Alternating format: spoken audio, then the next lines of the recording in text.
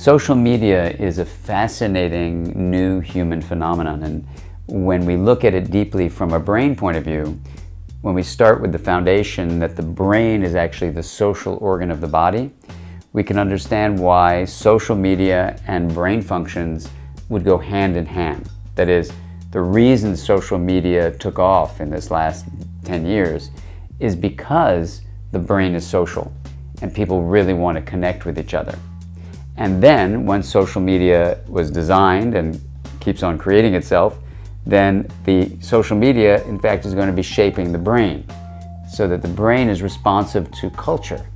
And in one of our research centers at UCLA, what we're able to show is that cultural experiences, that is, messages sent out in society that are mediated through communication, either one-on-one or mass media communication, actually shape the actual structure of the brain. And so it's a two-way street. The brain created social media, and social media shapes the brain. One of the simple things I think that social media does is it brings us back at least to a feeling on one level that we're having the connections that we evolved to have. It's a great question, you know, is social media replacing our relationships or is it adding to it? From a brain point of view, the difference between, let's say, email and social media versus face-to-face interaction is very interesting.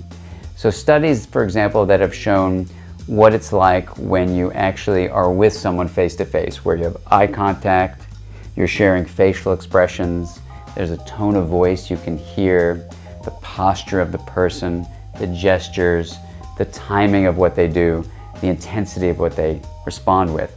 Those 7 signals, and those are eye contact, facial expression, tone of voice, posture, gestures, timing, intensity. If you memorize those, it's really useful because then you'll see what texting, what email, and what most social media actually is lacking.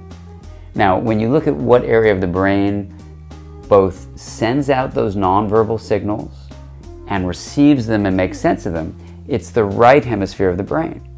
And the right hemisphere of the brain is much more closely connected to the lower regions, so the higher right areas are connected to the lower regions of the brain, and those lower regions work with the body itself to create our emotions, to give us the felt texture of lived life. So one deep concern that I have as a developmental theorist and a developmental clinician is that the more and more people spend time not using nonverbal signals and instead use mostly verbal ones, that is, text with language that has this linear way of being distributed, you're activating primarily your left hemisphere, which in the brain is much more distant from the lower areas that help mediate emotion with the body. And even autobiographical memory is dominant on the right side. So you're much more into just logistics.